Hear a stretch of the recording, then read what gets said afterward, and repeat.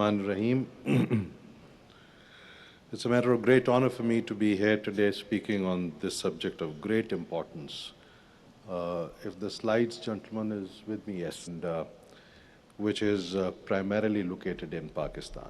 For Pakistan, needless to say, it is a complete civilizational ecosystem that supports the country's agriculture, economy, energy requirements, and broadly the larger sustainability. It is an ecosystem within which Pakistan lives and thrives.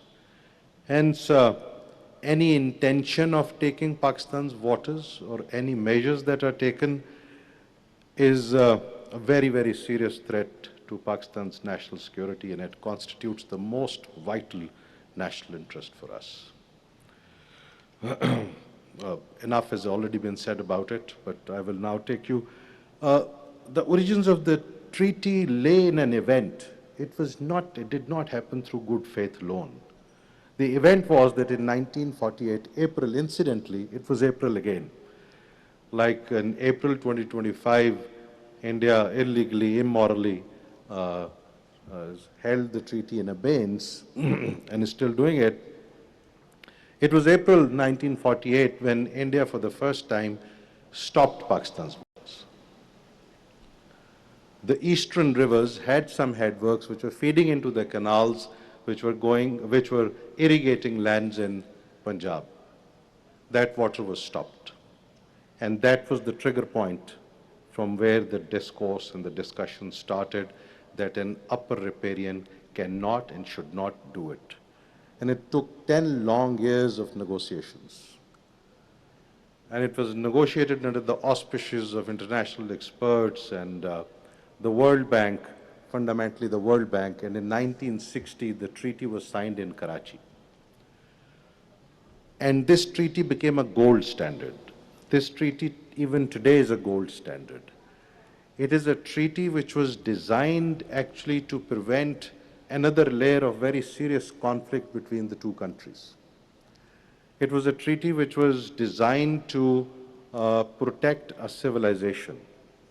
And it was a treaty which actually, somebody said it in the first session, it was a bargain between the eastern rivers and the western rivers. And the eastern rivers were given completely to India, and for right or wrong reasons, but that's how the treaty stands. So, now the intention seems to have completely changed. We'll talk about it a little more. I'll just briefly, can you run the, there are basically 12 articles of the treaty. One, first of course, is the definitions, and second is the eastern rivers, which are all with India. The western rivers, which is the main question, it allots western rivers to Pakistan. India is allowed restricted use of water under strict limits. We'll talk about it, because we have to be real. We're in a real situation here. And then the replacement works, Pakistan was to build the replacement works for the eastern river canals. The eastern river canals were not being fed now from the eastern rivers, that is Ravi, Beas and Satluj. They were to be fed from the western rivers, and the link canals and the headworks and the entire system was created after this treaty was done. And a lot of financial help and support came from all over the world. And let me also tell you, at that time, let's not take everything away from what Mr. Modi is doing from the previous Indian administrations, because they upheld the treaty. Under difficult situations also, the treaty was upheld. So Indians also paid for replacement works, which was part of the treaty, apart from others. The financial provisions, we have already talked about, fund replacement works in Pakistan. This was done by the World Bank, this is done by the United States, this is done by India also. And exchange of data, it has been violated. This is the first serious violation which has started a long time back. And this is a very serious question. Next, please. Permanent Indus Water Commission, they were to meet on a yearly basis. This is the main place where they were to talk to each other and resolve issues which used to come up on a daily, weekly, monthly basis. This is not happening. This is a serious violation of the treaty. It has not happened in May 2020 or April 2020. It was happening before that time. So the intention was very clear from the Indian side, or the malintention, so to say. So dispute settlement, it's a three-layered process. It has already been explained. First, it is to be negotiated by the Indus Water Commissions. If there's a problem, it is to be taken to the technical problem, neutral experts, and if the legal advice is to be taken, then the court of arbitration. India has run out from there as well, because they don't have a legal ground to stand on. Emergency provisions, those have already exhausted. That time is gone. That was to be done in 1965. And the general provisions, this is a very important provision. It does not impinge upon any territorial claims, because the waters that come to Pakistan emanate from China, and the Tibetan plain, run through Indian occupied Kashmir, which is a disputed territory. So by a very serious legal definition, India is not an upper riparian, and then they enter Pakistan from there.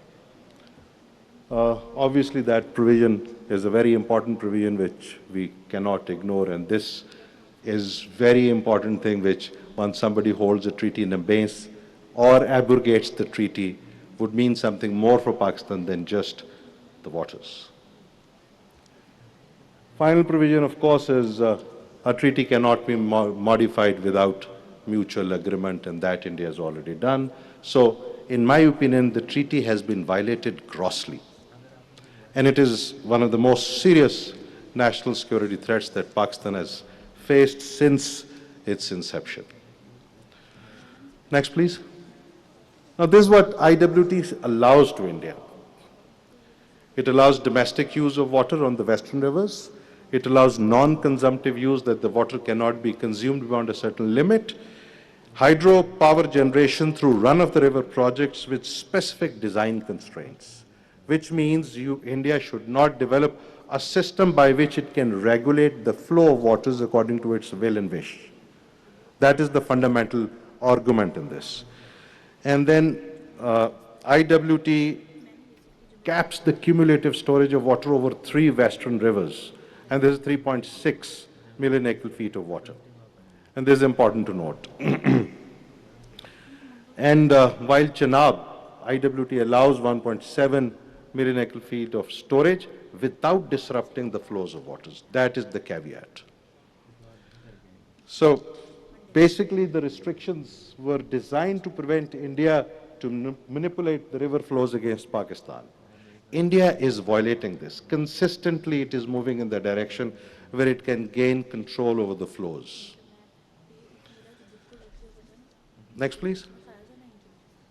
Then the strategic rupture took place. It was happening by design. That was going on for quite some time. India used the statements you have already heard from various Indian ministers and the Prime Minister in the Indian intent of going away from the treaty. It was basically part of a strategy that India has adopted for the last 10 years. Let's not be mistaken. It is not an isolated incident. Pahalgam was used as a trigger. There is no evidence that Pahalgam was done by anybody. Even if it was done, it is to be treated in a very different way in the international system and bilateral between the two states. So it is, you have to see this abeyance in a larger construct, which is an indirect strategy which India has adopted, at least for the last 10 years, very openly. It is to isolate and weaken Pakistan. Part of this is the proxy wars which are happening in Pakistan. Part of it was economic thing, part of it was the narrative thing, the cognitive domain, put Pakistan in bad light around the world. So this was in the larger construct things were happening, and hence abeyance of this treaty.